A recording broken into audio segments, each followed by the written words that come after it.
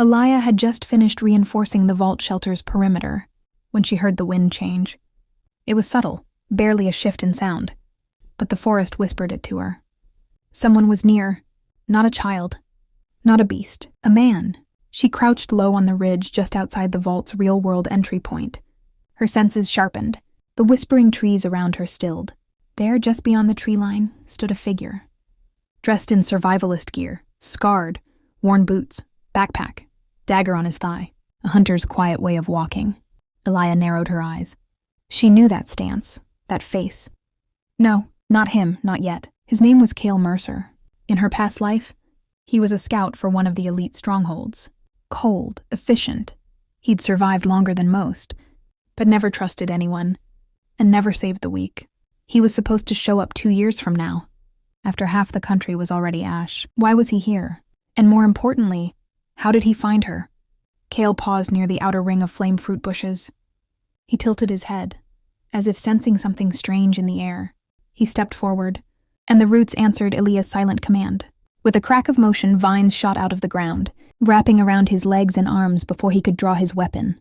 He grunted and twisted, but the vault-grown restraints held tight. Elia stepped into view, green energy sparking faintly in her palm. His eyes narrowed. "You," he muttered. "You don't look like a normal gardener." "I'm not," she replied calmly. "You're not supposed to be here yet." That stopped him cold. "What?" She didn't elaborate. "What do you want?" "I don't even know what this place is. I saw trees glowing from the ridge. I thought I was seeing things. That meant the camouflage field had failed. Or maybe was overridden." "You're carrying radiation spores in your coat," she said suddenly. Cale blinked. "No one's detected those yet. Not for another 4 months, but I can smell them." Now he stared. "Who the hell are you?" Elia stepped closer, her voice steady. "I'm the person who's going to save this world." She clenched her hand, and a surge of fire burst from the grass, surrounding him but not burning him, yet. "Unless you lie to me again." Cale wasn't the problem, not yet. But his appearance meant something was broken in the timeline. Something or someone had changed the path, and she wasn't going to wait to find out who. The next day, she stood on the hill behind her shelter, holding Ilan's hand. He looked up at her with quiet trust. "Why do you look mad?" Elia didn't answer for a moment. She was staring toward the east, toward the first city that would fall, toward a place she had once watched burn, helpless, broken and screaming her son's name. "I'm not mad," she said. "I'm remembering." She turned away, lips tight.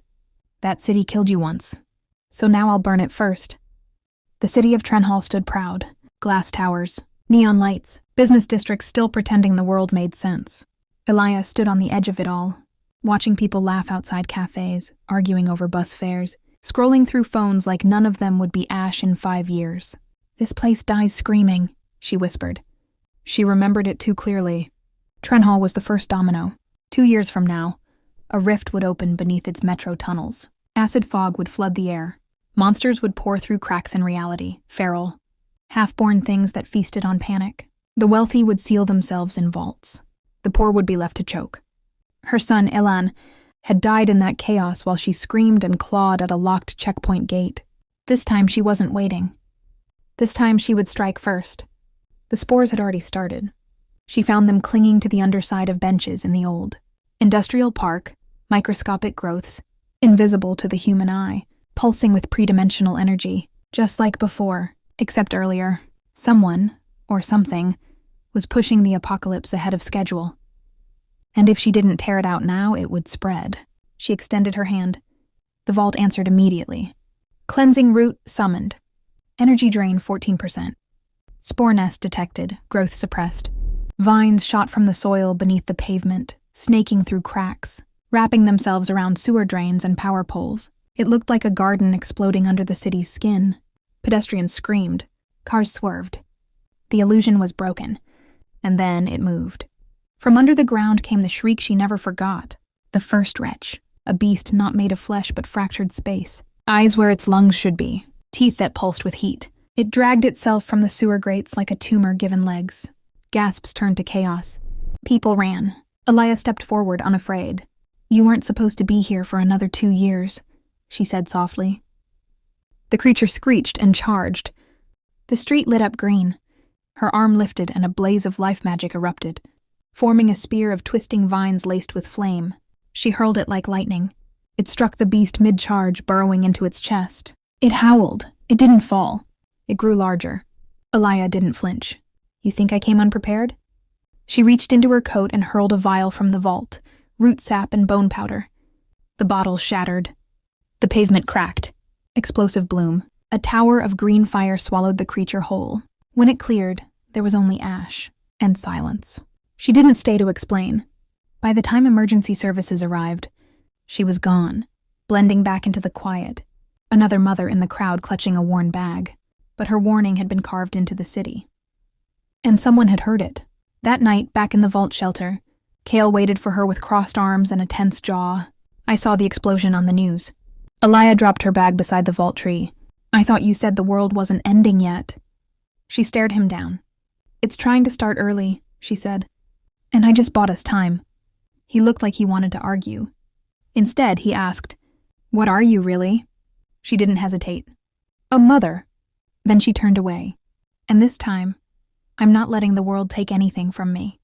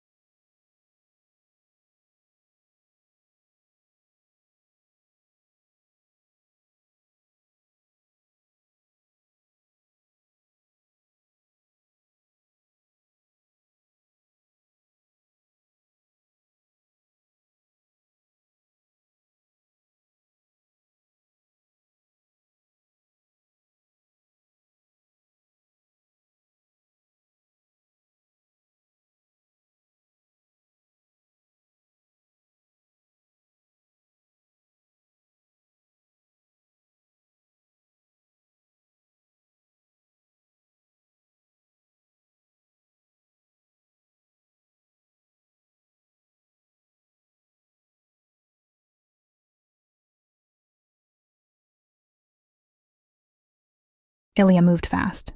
She left before dawn, traveling alone through mountain roads long forgotten by most. These paths weren't marked on maps. They weren't visible from satellites. The mountain she approached, Mityasha, was abandoned long before the apocalypse. But Ilya remembered it differently.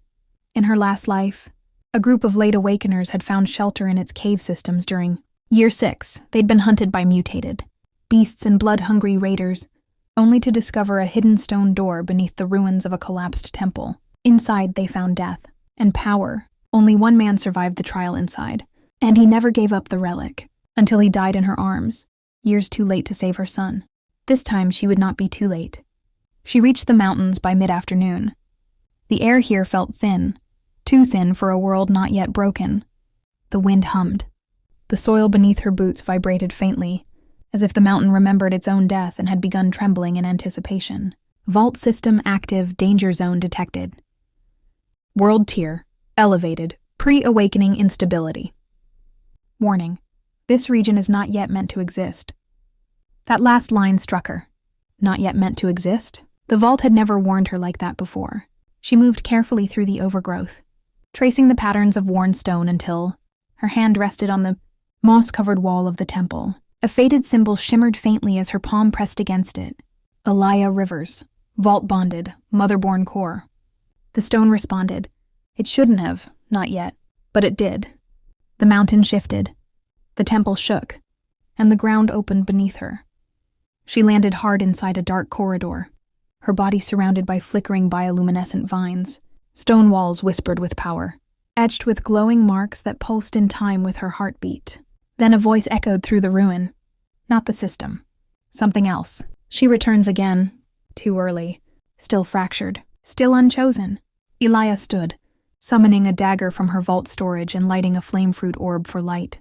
I'm not here for prophecy. I'm here for my son. The corridor opened into a vast underground chamber. Pillars of twisted stone and ancient, roots reaching toward a cracked ceiling. At the center, a pedestal. On it, a small bone-white orb softly pulsing. The Soul Guide relic. Relic identified, family bond stabilizer. Warning, incomplete ritual. Trial not yet set. The air grew colder. A shape began to rise behind the pedestal, twisting. Inhuman, glowing with corrupted earth energy. System notice, Guardian activated prematurely. Trial difficulty, unbalanced, berserk mode. Elia grit her teeth. So this is the price for stepping ahead of fate. Fine.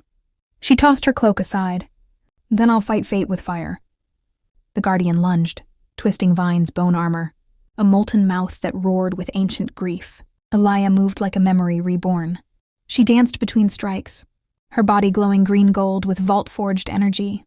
She summoned thorn blades. She hurled acid root grenades. She commanded the soil itself. And when the Guardian roared in rage, she screamed back louder. You will not have my son! She struck the core of the Guardian with her palm, infusing it with raw, blazing will. The creature shattered into glowing dust. The chamber fell silent. The orb floated to her hands, humming. She held it close to her chest, heart pounding. You're safe now, Elan, she whispered. Mama's coming home. Elia returned to the vault shelter by nightfall. She was exhausted, mentally, physically, spiritually. The fight with the Temple Guardian had drained her. Her hands were scraped, her energy cracked and raw. But none of that mattered, because the Soul Guide relic pulsed warmly in her hands. And Elan was waiting.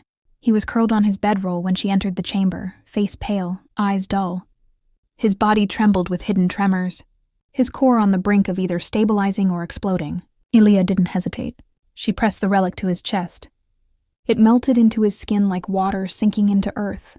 The vault responded at once. Stabilizer accepted. Initiating bloodline awakening Elan Rivers. Ancestral bond located, core signature, deep earth voice. Power unlocked, earth pulse, seismic sense, Terra barrier. Final status, inherited power stabilized, 98% control. Elan gasped. The tremor stopped. Then, the ground hummed beneath the vault. The walls vibrated.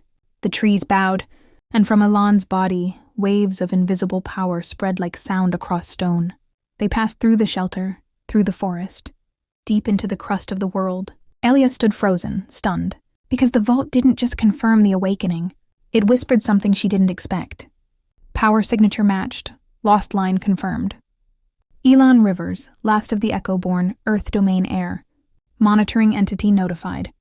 World notice, 0.3% rising. No, someone or something just saw him. Elan opened his eyes slowly. Mama? His voice was stronger, clearer. Elia knelt beside him, grabbing his hand, scanning him for signs of overload.